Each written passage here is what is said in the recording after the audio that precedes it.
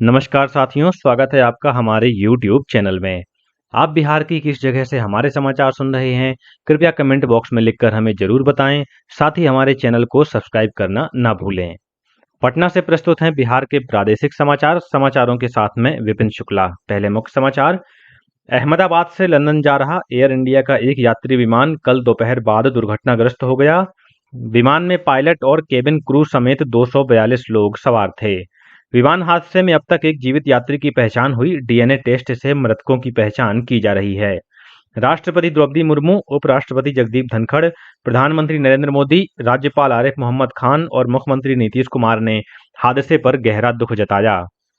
और मुख्यमंत्री नीतीश कुमार ने पंचायती राज संस्थाओं के सभी स्तर के प्रतिनिधियों के मासिक भत्ते को 1.5 गुना तक बढ़ाने की घोषणा की। अब समाचार विस्तार से। अहमदाबाद से लंदन जा रहा एयर इंडिया का एक यात्री विमान कल दोपहर बाद दुर्घटनाग्रस्त हो गया। ये हादसा हवाई अड्डे के पास मेघानी नगर इलाके में हुआ।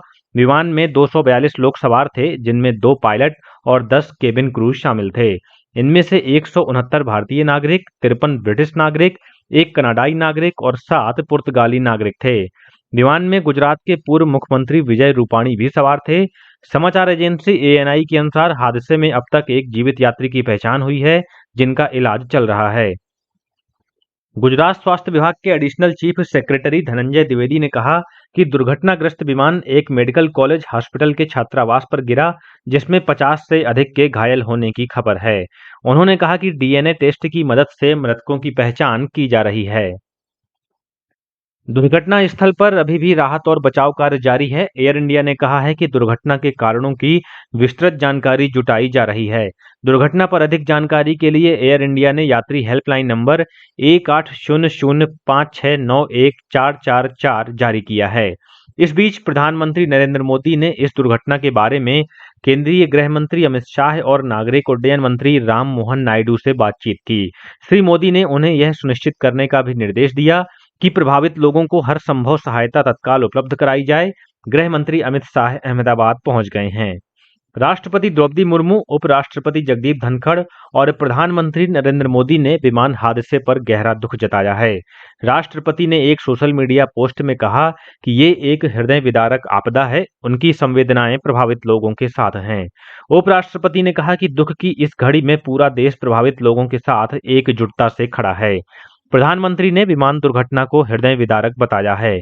उन्होंने कहा कि वे प्रभावित लोगों की सहायता के लिए काम कर रहे मंत्रियों और अधिकारियों के संपर्क में हैं।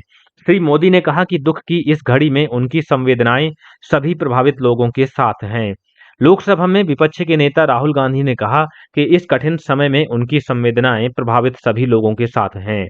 राज्यपाल आरिफ मोहम्मद खान, मुख्यमंत्री नीतीश कुमार, उप मुख्यमंत्री सम्राट चौधरी और विजय कुमार सिन्हा, नेता प्रतिपक्ष तेजस्वी प्रसाद यादव, विधानसभा अध्यक्ष नंद किशोर यादव और विधान परिषद के सभापति अवधेश नारायण सिंह ने विमान हादसे पर गहरा दुख जताया है। विकसित कृषि संकल्प अभियान कल संपन्न हो गया। 15 दिनों तक चले इस अभियान के तहत कृषि वैज्ञानिकों ने गांव-गांव जाकर किसानों के साथ संवाद किया और उन्हें नई कृषि तकनीकों और विभिन्न सरकारी योजनाओं की जानकारी दी। केंद्रीय कृषि मंत्री शिवराज सिंह चौहान ने भी इस दौरान विभिन्न राज्यों का दौरा कर किसानों के साथ संवाद किया। कल अभियान के अंतिम दिन कृषि मंत्री ने गुजरात के बारडोली में किसानों को संबोधित किया। श्री चौहान ने कहा कि विकसित कृषि संकल्प अभियान ने वैज्ञानिक अनुसंधान और जमीनी स्तर पर खेती के बीच के अंतर को सफलतापूर्वक समाप्त कर दिया है। इधर प्रदेश के विभिन्न जिलों में भी कल अभियान के अंतिम दिन कृषि वैज्ञानिकों ने किसानों के साथ संवाद किया।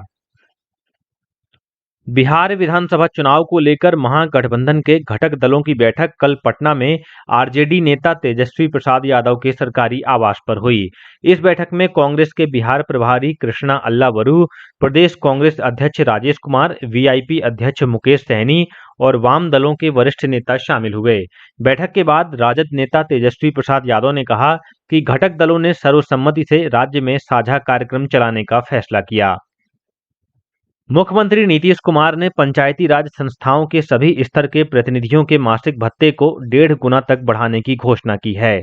कल पटना में पंचायती राज प्रतिनिधियों के एक शिष्टमंडल से भेंट वार्ता में मुख्यमंत्री ने 6 महत्वपूर्ण घोषणाएं की। मनरेगा के तहत मुखिया अब 5 लाख रुपए की जगह 10 लाख रुपए तक की योजनाओं को प्रशासनिक स्वीकृति दे सकेंगे। साथ ही अब पंचायती राज संस्थाएं 15वें वित्त आयोग और राज्य वित्त आयोग से प्राप्त राशि से 15 लाख रुपए तक की योजनाओं का कार्यान्वयन विभागीय स्तर पर स्वयं लागू कर सकेंगी। इसके अलावा पंचायत प्रतिनिधियों के शस्त्र अनुज्ञप्ति के आवेदन को निर्धारित समय सीमा के अंदर निष्पादित करने का जिलाधिकारियों को आदेश दिया गया है। अब पंचायत प्रतिनिधियों के कार्यकाल के दौरान सामान्य मौत होने पर भी 5 लाख रुपए अनुग्रह राशि दी जाएगी। पहले सिर्फ आकस्मिक मृत्यु होने पर ही यह प्रावधान था। शिष्टमंडल के साथ वार्ता के दौरान मुख्यमंत्री ने कहा कि इस वर्ष होने वाले विधानसभा चुनाव से पहले सभी पंचायतों में पंचायत सरकार भवन बनकर तैयार हो जाएंगे। पंचायत सरकार भवन निर्माण का जिम्मा भी ग्राम पंचायतों को ही सौंपा जाएगा। पूरा प्रदेश भीषण गर्मी की चपेट में है। कल राज्य के दक्षिणी हिस्सों में अधिकांश जगहों पर गर्म दिवस की स्थिति बनी रही। मौसम विभाग से प्राप्त जानकारी के अनुसार कई स्थानों का अधिकतम तापमान 40 डिग्री सेल्सियस से ऊपर रिकॉर्ड किया गया। 42.8 डिग्री सेल्सियस अधिकतम तापमान के साथ बक्सर राज्य का सबसे गर्म स्थान रहा। राजधानी पटना का अधिकतम तापमान 40.7 डिग्री सेल्सियस रिकॉर्ड किया गया। मौसम पूर्वानुमान में कहा गया है कि अगले 48 घंटों के दौरान तापमान में किसी विशेष परिवर्तन की संभावना नहीं है। वहीं आज भी राज्य के दक्षिणी हिस्से में गर्म दिवस की स्थिति बने रहने की संभावना है। वहीं कुछ स्थानों पर तेज हवा के साथ बारिश का पूर्वानुमान है।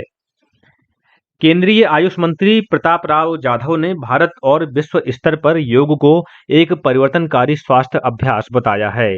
एक विशेष भेंट वार्ता में आयुष मंत्री ने पिछले 11 वर्षों में केंद्र सरकार की उपलब्धियों के बारे में बात की। इस दौरान उन्होंने वर्ष 2014 में आयुष मंत्रालय के गठन से लेकर दुनिया भर में अंतर्राष्ट्रीय योग दिवस मनाने में भारत की महत्वपूर्ण पहल पर प्रकाश डाला। और अब कुछ अन्य समाचार संक्षेप में। मुख्यमंत्री नीतीश कुमार और केंद्रीय मंत्री किरेन रिजिजू ने कल पटना के फुलवारी शरीफ स्थित महावीर कैंसर संस्थान में दिवंगत समाज सेवी आचार्य किशोर कुणाल की आदमकद प्रतिमा का अनावरण किया। इस अवसर पर उप मुख्यमंत्री सम्राट चौधरी समेत कई गणमान्य लोग मौजूद थे। भाजपा के वरिष्ठ नेता प्रोफेसर रणवीर नंदन को बिहार राज्य धार्मिक न्यास परिषद का नया अध्यक्ष नियुक्त किया गया है। विधि विभाग ने इस संबंध में अधिसूचना जारी कर दी है। और सिपाही भर्ती की लिखित परीक्षा 16 जुलाई से 3 अगस्त तक 6 चरणों में होगी। केंद्रीय चयन परिषद सिपाही भर्ती के अध्यक्ष जितेंद्र कुमार ने बताया कि राज्य के 38 जिलों में 627 परीक्षा केंद्रों पर आयोजित की जाएगी। और अब अंत में मुख्य समाचार एक बार फिर। अहमदाबाद से लंदन जा रहा एयर इंडिया का एक यात्री विमान कल दोपहर बाद दुर्घटनाग्रस्त हो गया। विमान में पायलट और केबिन क्रू समेत 242 लोग सवार थे। विमान हादसे में अब तक एक जीवित यात्री की पहचान हुई। डीएनए टेस्ट से मृतकों की पहचान की जा रही है। राष्ट्रपति द्रौपदी मुर्मू, उपराष्ट्रपति जगदीप धनखड़, प्रधानमंत्री नरेंद्र मोदी, राज्यपाल आरिफ मोहम्मद खान और मुख्यमंत्री नीतीश कुमार ने हादसे पर गहरा दुख जताया। और मुख्यमंत्री नीतीश कुमार ने पंचायती राज संस्थाओं के सभी स्तर के प्रतिनिधियों के मासिक भत्ते को 1.5 गुना तक बढ़ाने की घोषणा की। इसी के साथ पटना से प्रसारित बिहार के प्रादेशिक समाचारों का ये बुलेटिन समाप्त हुआ। नमस्कार।